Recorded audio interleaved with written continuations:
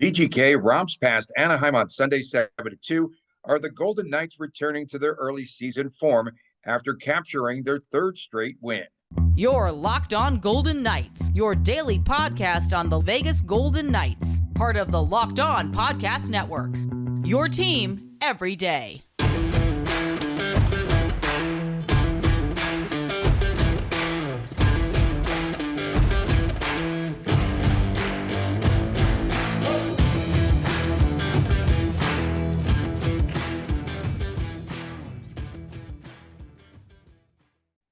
Hi again, everyone. Tony Cardasco along with Chris Golick. We come to you each and every morning and each and every day from Las Vegas.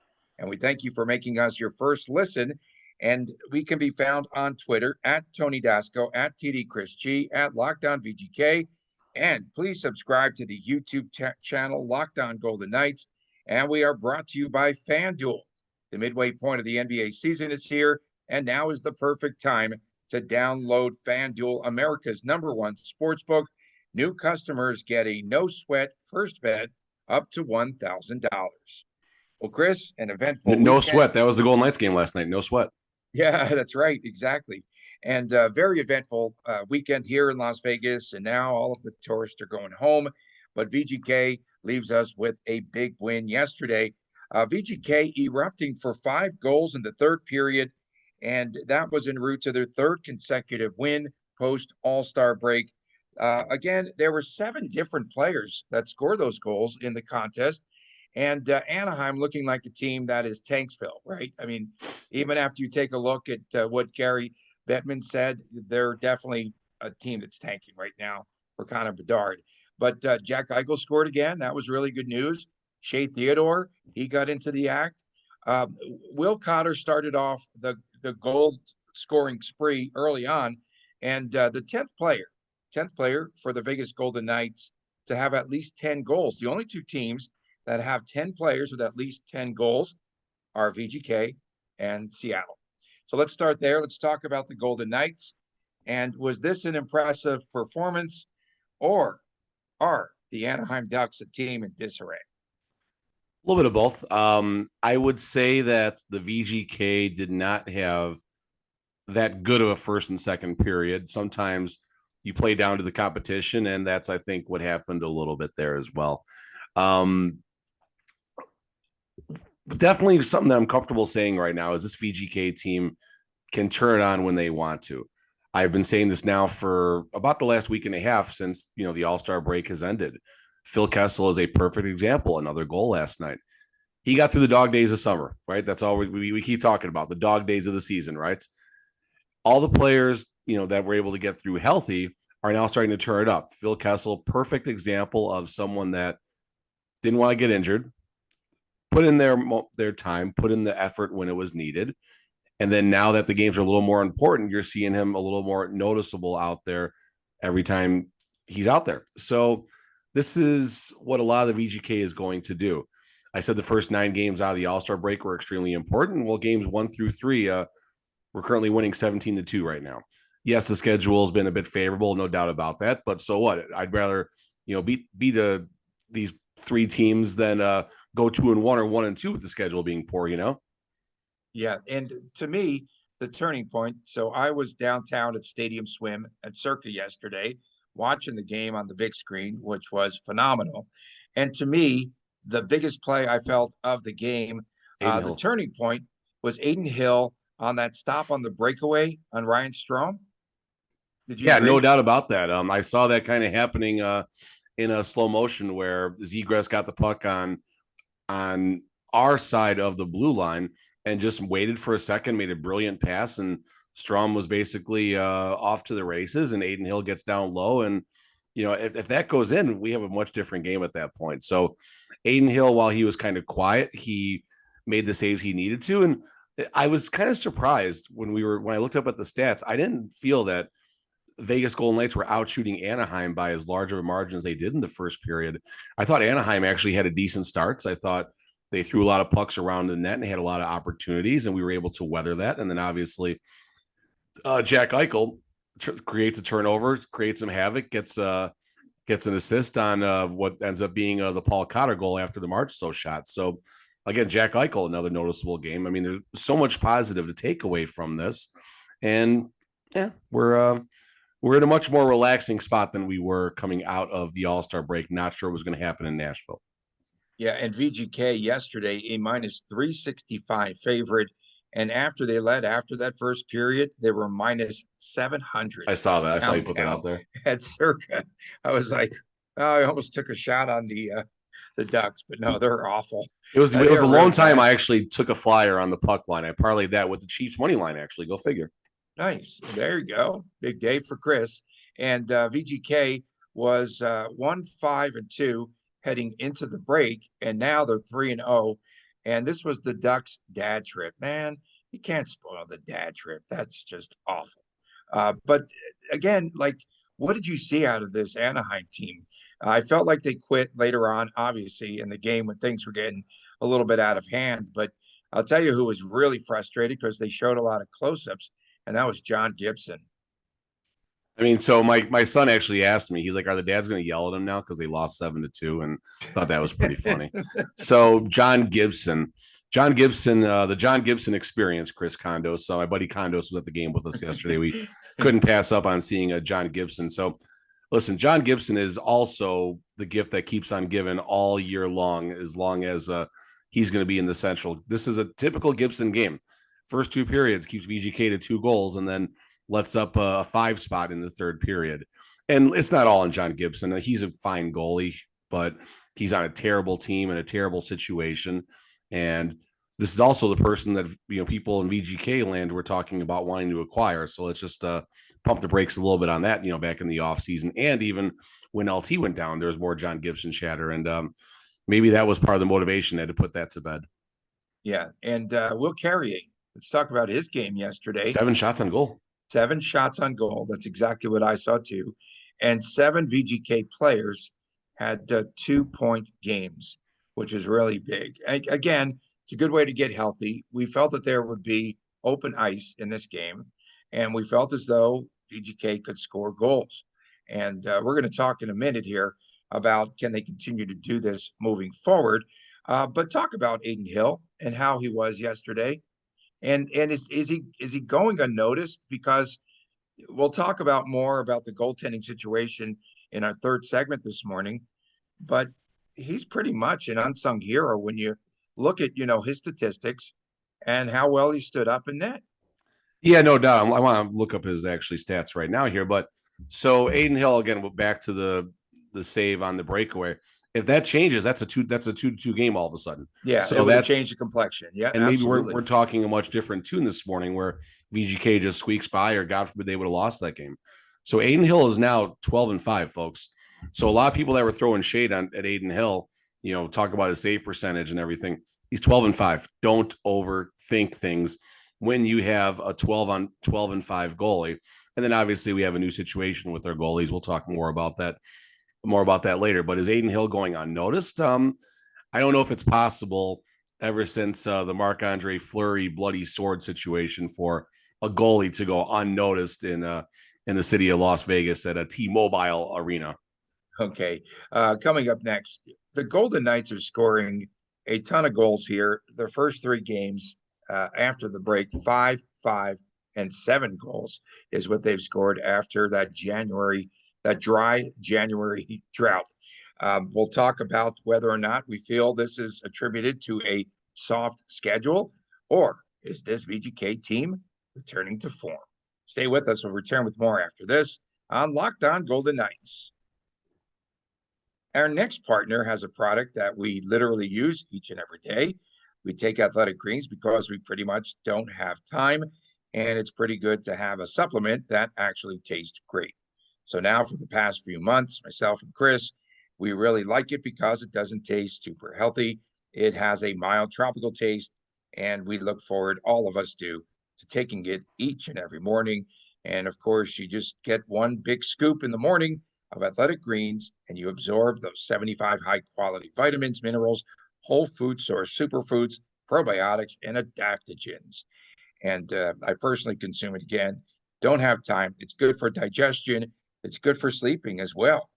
And please make sure that you check it out. It's lifestyle friendly. no matter what your dietary needs are. And definitely make sure that you understand the importance of multivitamins, taking them each and every day. And it costs you less than $3 a day, and you're investing in your health, and it is cheaper than your cold brew habit. Athletic Greens has over 7,000 five-star reviews, recommended everywhere. And to make it easy, Athletic Greens is going to give you a free 1-year supply of immune supporting vitamin D and 5 free travel packs with your first purchase. All you have to do is visit athleticgreens.com/NHL network. Again, athleticgreens.com/NHL network to take ownership over your health and to pick up your ultimate daily nutritional insurance. Welcome back to Locked On Golden Knights. Tony Cardasco and Chris Golick from Las Vegas. I don't drink or anything like that, but I definitely feel hungover from Super Bowl weekend.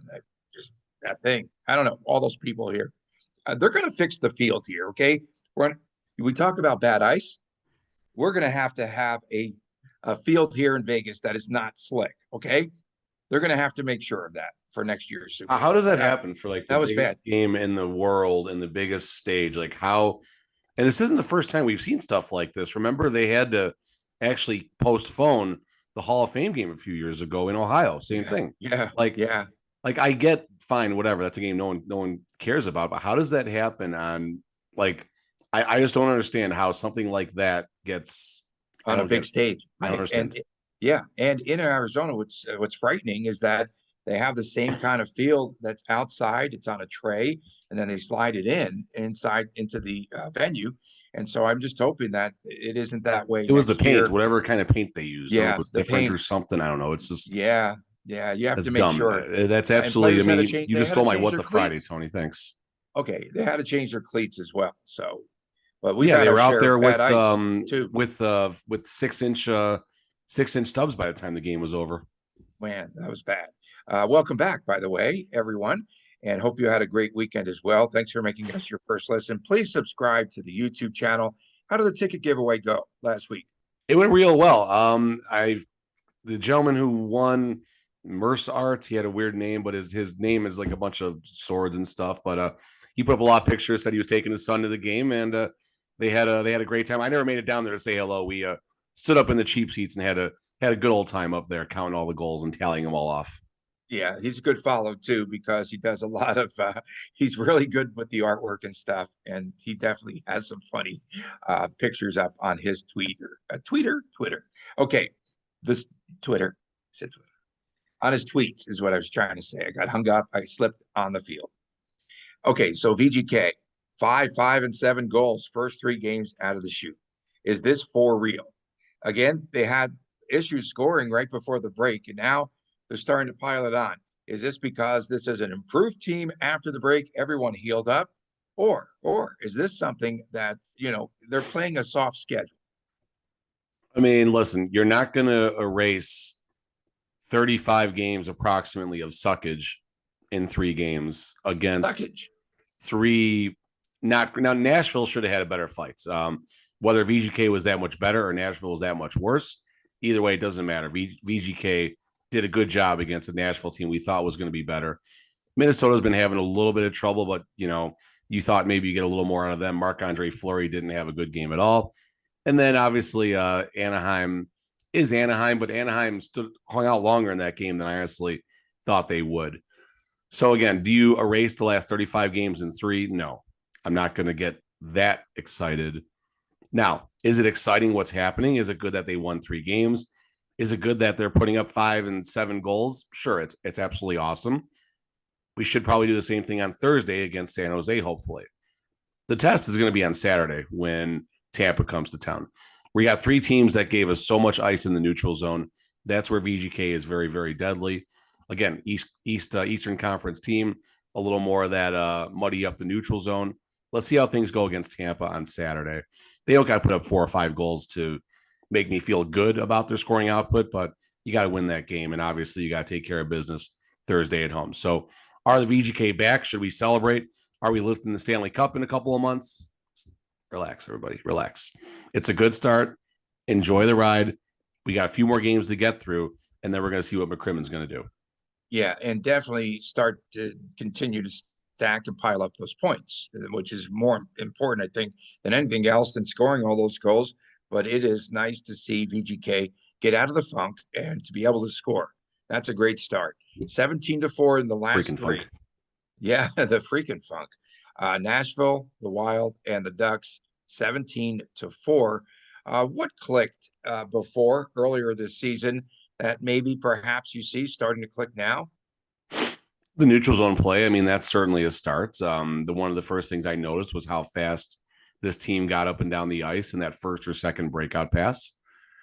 And that's definitely clicking again now, obviously. And part of that is systematic. Part of that is just playing teams that don't protect the neutral zone the same way that teams from the East do. What's clicking beyond that? I mean, listen, there's a lot of goal scoring on this team. Cassidy said it. There's a history of scoring in this room. Eventually, the pucks would start going in. What I find real interesting right now is now we have 10 players with 10 goals or more. That is absolutely remarkable. And while it felt like the depth of this team was certainly tested a little bit during all the injuries in the mid 35 games, look what's happening right now. The depth is also on full display. I mean, Will Carey is going to score 20 goals this season. Paul Cotter. I absolutely loved that Shea Theodore goal. I saw that happening in slow motion. I literally was sitting right behind my dad and my buddy Chris, and I said, one time that right beforehand, and boom, right in the top shelf. That was an absolute. I loved every bit of that goal. That was so much fun to watch. And really fast here, we went up in Hyde Lounge for a little bit. The first time the triangles were open for general admission. So me and Chris walked up there, and we actually were looking on the side where you could see press row. And the gentleman, I don't have his name off the top of my head, that does the ESPN Deportes feed. He was wearing, and forgive me, I don't know what these are called, but like the wrestling masks, you know what I'm talking about? Uh-huh. And he was wearing that while he was doing the broadcast. The luchador mask. There you go. Forgive me. I don't know what that is, but yes, I wore a luchador mask calling the game. Yeah, he did. I put it on our Twitter, Tony. It's on our Twitter. Okay. I did about 30 seconds of him calling the game and went down to the ice to show the ice level and stuff. I thought that was so cool. I thought that was That's awesome. Cool. That is fun. And Hyde up there is really fun. That's a good spot. It's a great spot. It really is. Tommy really takes care of everybody up there, and the tubes over the summer and stuff. Tommy's a good dude. Yeah, yeah. Tommy's a great guy. That's my connect up there, man. Hey, on the download, don't be throwing out names. People are going to tell them they're going to go up there for the hookup, man. Okay, so they needed the break. VGK. Tell them Tony sent you. Yeah, Tommy, poor Tommy. Okay, so VGK. One thing that we do understand is that they definitely needed the break. The break helped them because there was a team in disarray, and if that had continued, I don't care who they played, things might have continued to spiral. We'd be talking about selling right now. Right. Yeah, absolutely. And when does your guy McCrimmon, when does he pull the trigger on a deal? We've heard a lot of trade rumors this weekend. Okay. Something that was under. And you saw him up. Oh man! He was at the Henderson game on Saturday. He's like the Pope. They're like the Pope up there, and they're just like waving the fans. Come on, man! I don't think he waves the fans. I don't think fans wave to him either, to be honest. Okay. One thing that was interesting, I didn't really catch this until, I caught it, but I didn't put two and two together. Korzak, I think, was a healthy scratch on Saturday in Henderson. Interesting.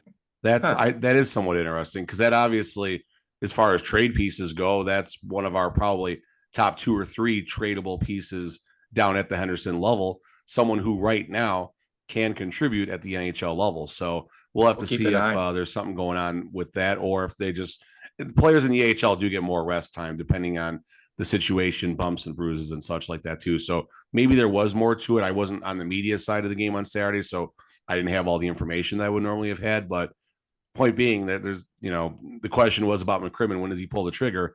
If our top prospect is sitting games right now, or one of our top defensive prospects, he's cooking. He's cooking right now. Yeah, he's definitely one of the names that's been mentioned a ton. It looks as though Jacob Chychrun's going to the Kings. I think there was some talk and a lot of rumors going around. Of course, they're going to be flying here for the next couple of weeks, but Chychrun for Alec Martinez, perhaps that was in the works. Who knows?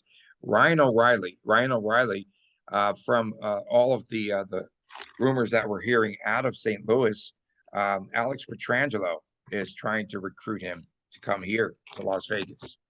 So maybe McCrimmon doesn't have to pull the trigger. Maybe one of his players will do it for him. What does Ryan O'Reilly even do? Do you have his stats offhand or no? I don't have his stats. I'll have it in a second. I mean, fix my screen. It's very weird right now with everything that's happening, because even though there's so many big names out there, and this is the reference that I made on Fridays or Thursdays show, there's so much high price talent out there right now, but high price greater than their talent level right now as far as what the output is. And Ryan O'Reilly, okay, only 38 games played, so he's missed about between 10 and 15 games, 6 and 17. He's basically, you can pencil him for between 55 and like 65 points a year is what you can expect out of him. But he also came in the league in 2009, 2010. So, I mean, Ryan O'Reilly, is that someone that we even want to consider at a $6 million cap hit? HE double hockey sticks. No. No. I don't see and even Tarasenko, awesome player. Was he worth what New York paid? Maybe, maybe not. New York won that deal. New York did win that deal, but let's see what Tarasenko does in the end. But the point being is that also did set the market a little bit. And I think that's probably going to be the best deal that was out there. I don't think Patrick Kane goes for that. And really fast, I want to hit on that. Patrick Kane was saying he was upset about the Ranger deal happening. Like that was one of his. I don't understand how Patrick Kane can say they're going to wait till closer to the deadline to make a decision. Right. And then all of a sudden start chirping that he wasn't the happiest about. Like, you can't have it both ways. Like, if you want to be traded, tell the Blackhawks, trade me right blanking now and hang up the phone like in Slapshot. Otherwise, keep your mouth shut and let things play out the way you want them to play out. But back to what's out there right now, there's a lot of players that cost a lot more than what they're worth. I think the only exception to that might be Timo Meier, that pencils really well from. He's not coming here. They're not going to trade with VGK. Come on. I don't know. I mean, if it's in their best interest, I honestly don't think I don't put as much weight into that. I don't know. Okay. I mean, right, 51 points, 54 games, minus 15. Who cares? 76, 66. I mean, he's on pace for, possibly his career best, but just coming into the prime of his career, or at least right in the middle of it. I mean, Timo Meier, if there's a way to, that's where you throw the Alec Martinez wrench in or something like that and find a way to free up that money to hold on to someone like Timo Meier passed. But San Jose won't give permission to teams to talk to him about an extension. So that's another unfortunate side of all this right now. Yeah, a lot happening behind the scenes. Of course, we'll keep you up to date on any of the rumors, anything that goes down right here on Locked On Golden Knights. When we return, we'll talk about the goalie situation as Laurent Brossoit was called up this past week, and we'll get into all that when we return right here on Locked On Golden Knights. The midway point of the NBA season is here, and now the perfect time to download FanDuel. It's America's #1 sportsbook, because new customers get a no-sweat first bet up to $1,000. That's right. That's bonus bets back if your first bet doesn't win. Just download the FanDuel Sportsbook app. It is safe, secure, and super easy to use. Then you can bet on everything from the money line to the point scores to the threes that are drained in games. Again, you can check it out, and it's a lot of fun. Plus, FanDuel even lets you combine your bets for a chance at a bigger payout with a same game parlay, I should say. So don't miss out on your chance to get the no sweat first bet up to $1,000 in bonus bets when you go to FanDuel.com/lockedon. That's FanDuel.com/lockedon to learn more. Make every moment more with FanDuel. It's an official partner, sports betting partner of the National Basketball Association. Welcome back to Locked On Golden Knights. Tony Cardasco, Chris Golick from Las Vegas. And Chris, that one prop bet that I talked about last week, Jack Eichel, shots on goal versus field goals, was a tie. Push. It was a push, man. I bet that one, and the other one that I bet, I took Anaheim plus Vegas Golden Knights goals, -1.5, number of sacks in the game. Ooh. I thought there's only going to be 3 or 4 sacks in that game. You got an over-under of 6.5. Like that felt like an easy one. I parlayed the puck line with the money line for the Chiefs. In game, I pulled the trigger on over 63.5. And then at the half, I went all in on the account, so to speak, at KC -3 for the second half. So we swept the board. We swept the board, Tony. Wow, that's pretty good. There was also a prop downtown. Again, I was at Circa all weekend long, and that was a blast. And thank you to everyone, to Derek Stevens, the entire crew down there, because it was so much fun.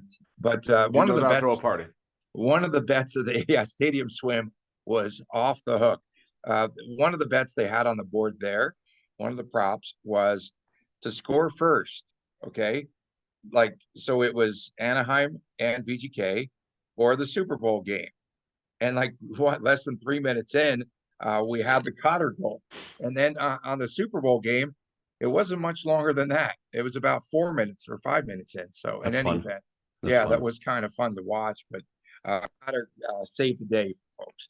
Speaking about saving the day, Adin Hill saved the day for VGK. Good segue. Good segue. Just came out of nowhere. As does most of our show.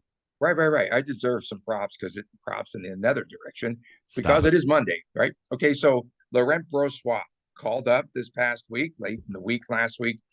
He takes Logan Thompson's roster spot. LT, as you mentioned to me last week, now listed as week to week. And so we said that this could signal, depending on who they brought up from the American, it could signal who the extent of the injury, perhaps, for Logan Thompson. And so this could be something that's long-term, and you have to believe it is. Laurent Brossoit, does he get the next start against San Jose? I don't know. Honestly, it's tough because then you're talking about almost a full week going by where Adin Hill doesn't get the starts. So, I mean, looking at the schedule, you could definitely pencil in possibly this Thursday, Brossoit, the following Tuesday in Chicago, Brossoit, and then maybe Monday the 27th after the Calgary and Dallas Stars games in Vegas. Maybe Brossoit goes against Colorado on the road. There's a lot of different ways they can do this. There's a lot of soft targets on here. San Jose, Chicago. Then when you get to March, you got Montreal on the schedule. You got St. Louis and Philly back-to-back. He's obviously not starting both of those. You got Columbus and Vancouver back-to-back. And then into April, you do have a back-to-back game, Minnesota and Nashville. So, I mean, there's a path for Brossoit to easily get, of these last 28 games or something like that. There's definitely a good 6 games you're going to pencil in. Now, it's not going to be a 22-6 split, I don't think. I really think you're going to get a lot more Brossoit out there. And, Adin Hill is a backup goalie. Brossoit is a backup goalie. So they need to play that type of role while LT, whatever his situation is. So let's read between the lines. He's week to week. Week to week, in my opinion, is anywhere from 3 weeks to a month and a half. Shea Theodore was week to week, and he missed about a month and a half of play. Again, not maybe the same injury, but just giving you an example of what week to week can actually mean. Bruce Cassidy scoffed at the idea that the regular season that is over for Logan Thompson as well. So if I had to guess, we're looking at probably a calendar month or so for Logan to go down. So let's just basically call it from right now, the 13th. I would say sometime around mid-March, April 1st, maybe at the latest for LT to come back, which will be a complicated situation because the trade deadline will have passed. Now we'll have an extra player on the roster. I have no idea what McCrimmon has up his sleeve to cook around that, but mark my words, they're cooking in the lab at City National right now, figuring that out as we speak. Okay. So yes, we have Logan Thompson. He does come back regular season. Can you put Brossoit? You can't put a player who's not injured, uninjured reserve. That's the one thing I don't understand. What do they do? What do they do in that situation?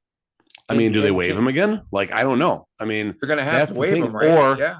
We've also mentioned, doesn't Logan, unless there's something weird with Logan Thompson's contract, since he played so many games at the national level. No, I think he can still go down to the American. I think he can. But doesn't something happen when there's something with the trade deadline where that has to do if a player can play in the AHL playoffs, because we talked about that last season. Could Logan Thompson possibly help out the Silver Knights in the playoffs? The answer was no, because of where he was on the roster. So there's so much weird stuff happening right now. Is there a path to having 3 goalies on the roster? I don't know about that. Who knows? I don't know. No, I don't know. And it's never dull. Never a dull moment in Vegas, Tony. Never a dull moment. And so, correct me if I'm wrong, but VGK officially placed Mark Stone on injured reserve. IR, not LTIR. Which IR, right? Yeah, I wonder what the reasoning is for that. I actually sent Cap Friendly a tweet about that, asking if there was anything yet, and or why they would. Is there a benefit to going IR and then LTIR? I sent them something about a year ago and said, "Hey, I've got a question about," and the guy just hits me back, and they're nice and everything, but they're like, we have full-time jobs. We can't really dig into that." That's what they said. But don't respond. Whatever. Okay. Okay. So the current cap space for VGK, 4,000. I'm looking at Cap Friendly right now, $4,166. You too? Yeah, and the roster size 23 of 23, which is why the Mark Stone move had to happen. We do have 2 free roster spots overall, as far as with the AHL and NHL, but we are maxed out right now at the NHL level until, well, even still, if Mark Stone goes to LTIR, we'll still be at 23 of 23. So something will have to happen with one of the players on the NHL roster. I mean, what's Miromanov right now? Is he? No idea, right? Well, I know what his injury is. I mean, we know he's injured, but let's see. So LTIR right now, the only LTIR is Shea Weber, Robin Leonard, and Nolan Patrick. And that's it. Miromanov and Ben Hutton both are still on the active roster. Miromanov looks like he has the ability to be sent down. So that's at least a good thing. So when we do make some type of move, that's obviously the play. But as far as our forwards go, we have 12 forwards on the roster right now. We have 8 defensemen. Ben Hutton is not on a 2-way contract, I don't believe. So Miromanov is the one that probably gets sent down to create a roster spots. And also Logan Thompson. I mean, Logan Thompson's not even on IR right now. No. And okay, are all of these games, literally everything in the shuffling, will this come back to burn VGK like it did perhaps a season ago? I mean, listen, we haven't had to play 17 skaters yet this season. We haven't had to dress 7 defensemen or 5 defensemen yet this season. So, as of now, McCrimmon is running a clean show. He's got a clean show right now. Okay. But I'm just concerned down the stretch that a lot of this maneuvering, because sometimes, as we've seen in the past, McCrimmon front office believe they're the smartest people in the room. And I'm just being honest and blunt. And so I'm just concerned down the stretch that a lot of this maneuvering, they try to outdo themselves. Just get to the basics and take care of biz. This season, though, I think it's more or less just the hand that they're dealt, right? I mean, last season, it felt like they could have gotten ahead of this a little bit better. This season, that just keeps coming at weird times. And on our 22-23 bingo calendar, no one had Logan Thompson suffering whatever type of injury he did in this situation, right as the team is getting back to full health. And shout out to the defense right now. First game since Thanksgiving, the defense is fully healthy. Zach Whitecloud makes the return, and all of a sudden it's all working. And also shout out to Braden McNabb for just absolutely crushing Zegras. Zegras was the target last night, Tony. Like Paul Cotter was the target in other games. Zegras was the target. They wanted to hurt Zegras last night in a fair manner, but they wanted to hurt him. Yeah, that's interesting, right? They did. He became the bad boy suddenly of the NHL. He's been a little cocky. He's gonna get punched in the face a few more times right now until he shuts up. He's the new guard, and of course, those veterans just don't like the way he's playing the game. So that was pretty funny. Tomorrow, of course, we'll be talking more about VGK with everything transpiring as the trade deadline looms, and we'll keep, of course, our eyes to everything that's VGK night to remember tonight, also at Resorts World. Going. I think I'm going. I'm waiting for my official email to come back, but I think I'm going to go on the media side. I've attended the first couple of these on the fan side, and it was a fun time. It's been a it's a fun time. The players do let loose a little bit. You can, cheers the players with your favorite beverage. They'll probably have their favorite beverage. They got a few days off in between. So this is a night. I'm guessing practice tomorrow doesn't start at 11:30. It probably gets backed up a little bit as well. But hopefully I'm going tonight, and it's a fun time. I mean, if you got $500 burn a hole in your pocket, folks, go on the VGK website, grab a ticket. You'll never get this type of up close and personal interactions. And, it's money well spent, in my opinion. All right. Do I have to start our show a little bit later tomorrow, Chris? No. Okay. We thank everyone for tuning Actually, earlier, I gotta work. I was gonna hit you on the side. You probably got to report about 6:30 tomorrow. Okay, we're all good. I'm in. I'll do anything here to get this show going. And we appreciate everyone tuning in. Thanks for making us your first listen. Please make sure that you go to our YouTube channel and subscribe. For my man, Chris Golick, I'm Tony Cardasco. We thank you all for tuning in. I'll see you tomorrow morning right here on Locked On Golden Knights.